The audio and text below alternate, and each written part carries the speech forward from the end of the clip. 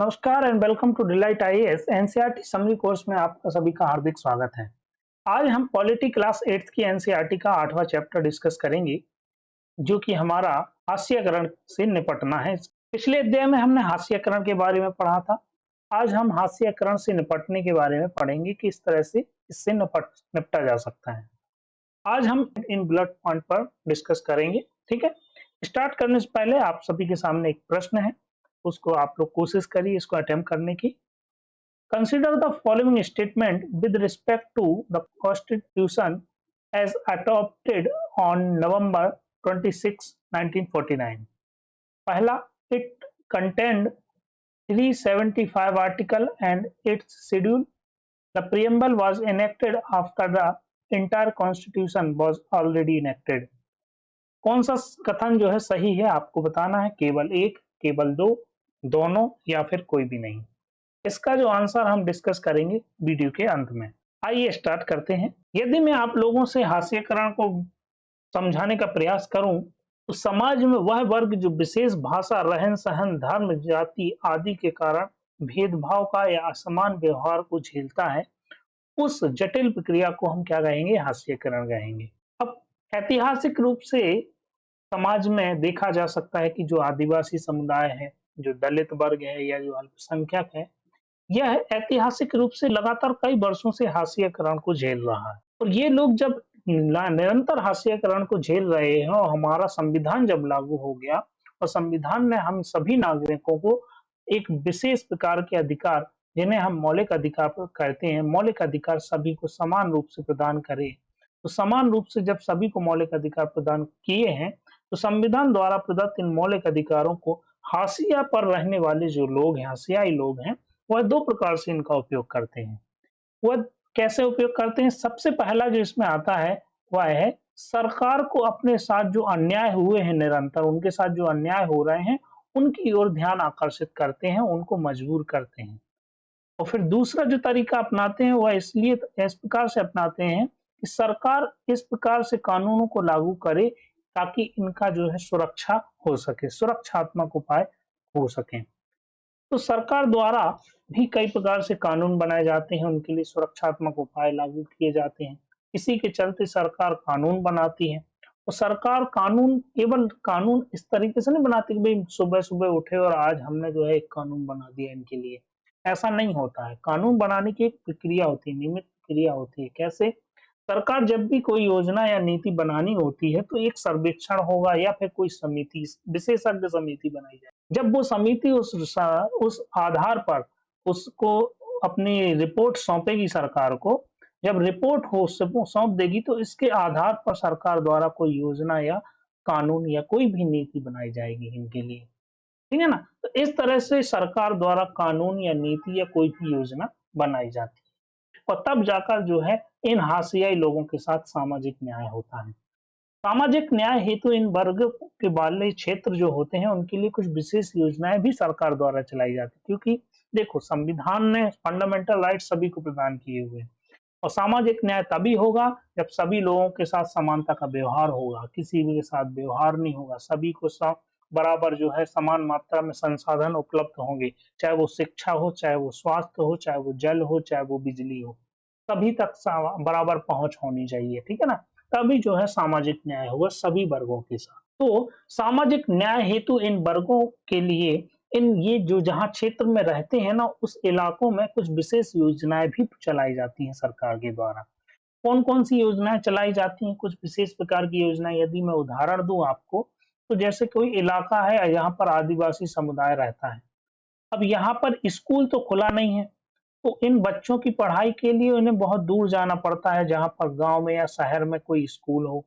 ठीक है ना? गाँव या शहर में कोई स्कूल होगा, इनके इलाकों से दूर, वहाँ पर स्कूल में पढ़ाई हो सकती है। ये जहाँ रहते हैं वहाँ पर स्कूल खुला नहीं है। तो इनके जो बच्चे इतनी दूर क्यों जाएँगे पढ़ाई करने? तो उनकी पढ़ाई के लिए सरकार क्या करती है, जहाँ पर स्कूल है ना, वहीं पर एक छात्रावास उन्होंने ओपन कर दिया। रियायती दरों पर या मुफ्त जो है इनको लोगों के लिए एक छात्रावास ओपन कर दिया, ताकि जो आदिवासी हैं या दलित हैं या जो पीड़ित वर्ग हैं, उनके बच्चे जो हैं उन छात्रावास में रहकर, उसी गाँव में रहकर वहाँ के स्कूल में अपनी पढ़ाई कर सकें। ठीक है ना?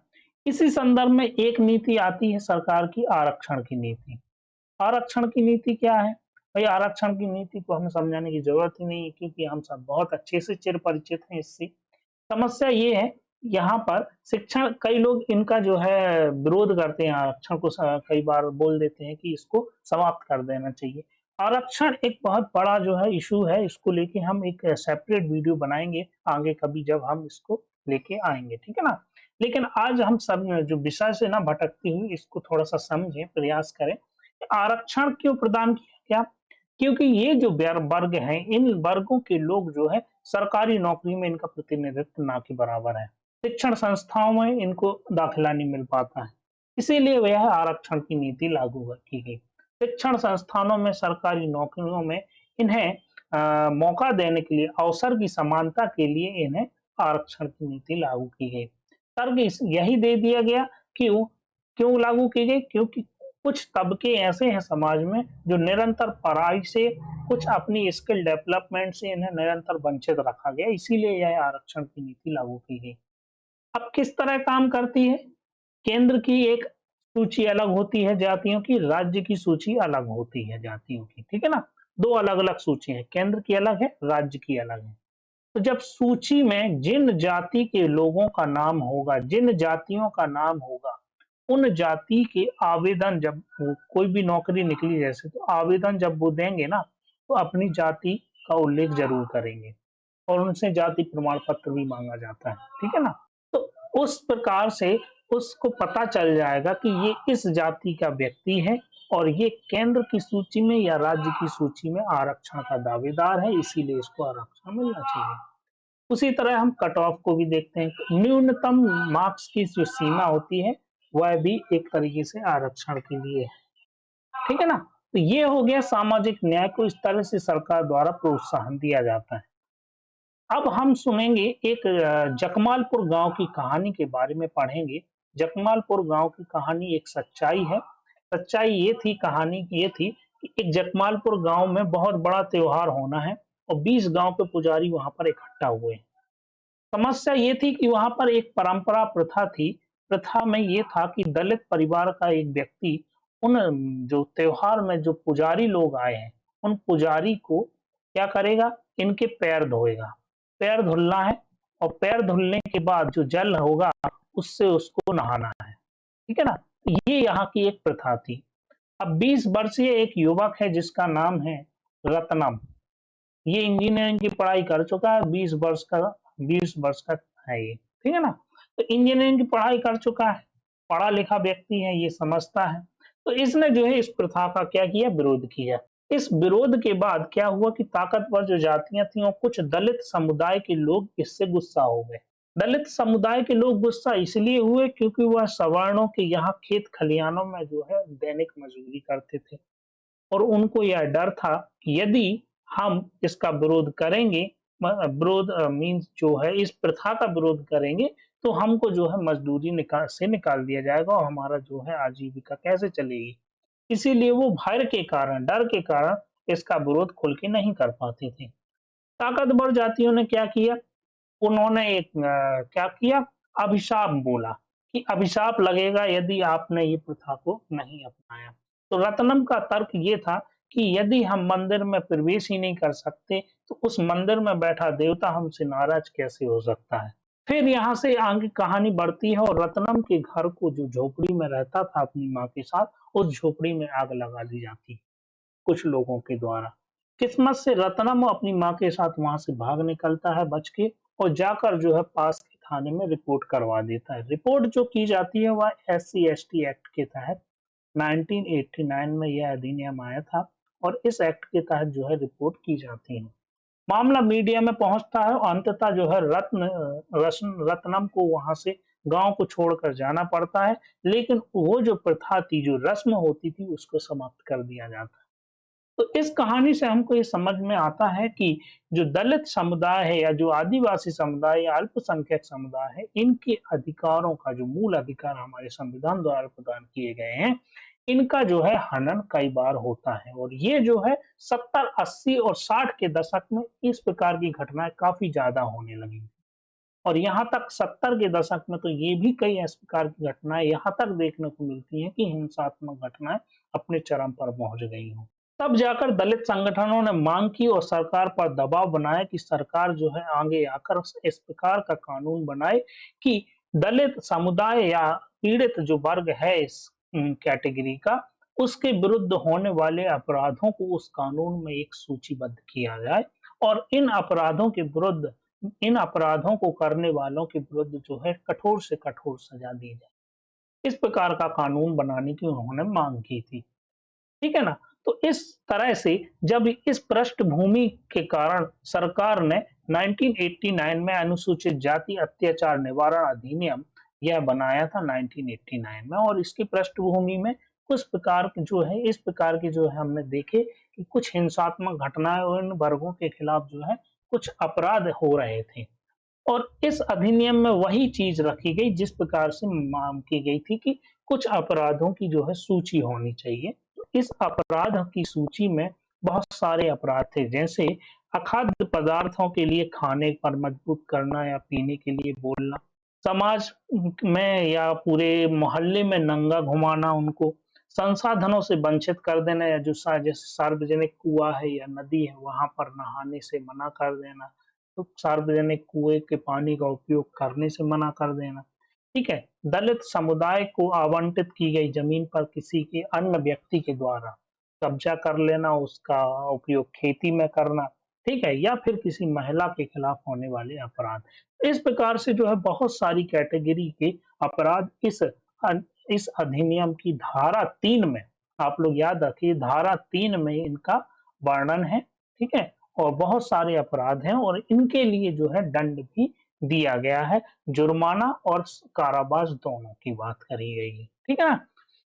फिर साथ ही साथ कुछ इस प्रकार के जो जनजातीय समुदाय और जो दलित वर्ग के जो संगठन बने थे, उन्होंने यह आरोप लगाया कि कई बार सरकारें ही गैर आदिवासी वर्ग के लोगों को जनजातीय जमीनों का दोहन करने के लिए छूट दे देती है। जैसे जैसे पेपर मिल है, ठीक है, उसको पेपर मिल बनाने के लिए क्या चाहिए? पेड़ चाहिए, पेड़ कटे हुए, इन्हीं से तो पेपर बनेगा। तो वन क्षेत्र जो होगा ना, उन क्षेत्र से पेड़ काटने के लिए वहां पर उस समुदाय को, जो गैर आदिवासी समुदाय जिसको छूट दी गई उसको अनुमति दे दी जाएगी। तो ऐसा आरोप लगाया गया कि सरकार ही कई बार जो है उनके अधिकारों का हनन करने लगती है। और एक उदाहरण हमने पिछले लेक्चर में भी देखा था कि राष्ट्रीय पार्क और जो वन्य जीव अभ्यारण्य की घोषणा की गई, तब जो है वन क्षेत्र पर जो दलित वर्ग, आदिवासी वर्ग जो था, जिसका एक आधा अधिकार होता था, उस उसको वहां से क्या कर दिया गया, वहां से हटा दिया गया। ठीक है ना? और उनको जब अपना क्षेत्र छोड़ना पड़ा तो सरकार के द्वारा पुनर्वास और मुआवजा के लिए भी जो योजना और नीति अपनाई गई वह भी कमजोर साबित हुई। ठीक है ना? तो इस तरह से जो है हमने इस चैप्टर को समझा। इसमें एक चीज और आप लोगों को याद रखना है, एक कानून जो है अनुसूचित जनजाति अन्य परंपरागत वनवासी वन अधिकार मान्यता, ठीक है ना, ये कानून भी बनाया गया था ना, 2006 में बनाया गया था ये कानून। वन अधिकार मान्यता के लिए 2006 में एक कानून बनाया गया था। इस कानून में कहा गया कि जो वन्य समुदाय हैं वो उनको घर के आसपास की जो जमीन है, खेती और चराई योग्य जो जमीन है और गैर लकड़ी वन्य उत्पादों पर उनके अधिकार को इस कानून के माध्यम से मान्यता प्रदान की गई। इसको आप लोग नोट डाउन भी कर सकते हैं। और वन एवं जैव विविधता संरक्षण भी वनवासियों के अधिकारों में आता है, इस कानून में स्पष्टता कर दी गई है ये। ठीक है ना? तो यहाँ से हमारा जो है चैप्टर का कंक्लूजन अपन देख लेते हैं, निष्कर्ष क्या निकल के आता है कि आदिवासी कार्यकर्ता अपनी परंपरागत जमीन पर अपने कब्जे की बहाली के लिए इस कानून का सहारा लेते हैं। और कार्यकर्ताओं का कहना है कि जिन लोगों ने आदिवासियों की जमीन पर जबरदस्ती कब्जा कर लिया है, उन्हें कानून के तहत सजा दी जानी चाहिए। लेकिन केवल कानून बनाने से कुछ नहीं होगा, कानून बनाने के साथ साथ उनका वास्तविक रूप से कानून का और नीति का वास्तविक रूप में लागू होना यह भी आवश्यक है। ठीक है ना? केवल कानून बनाने से कुछ नहीं होगा, क्योंकि आज वर्तमान समय में हम देख सकते हैं कई राज्यों में इस प्रकार की घटनाएं हमको देखने को मिलती हैं कि आदिवासी या दलित वर्ग के साथ जो है कुकृत्य या इस प्रकार की हिंसात्मक घटनाएं देखने को मिल जाती हैं। ये समाज में जो है एक तरह से लोकतंत्र को कमजोर करते हैं, जो कि ऐसा नहीं होना चाहिए। अब हम वापस आ जाते हैं यहाँ पर अपने प्रश्न पर। प्रश्न मैंने पूछा था कि हमारा जो संविधान है 26 नवंबर 1949 को लागू हुआ, हमने इसको एडॉप्ट किया।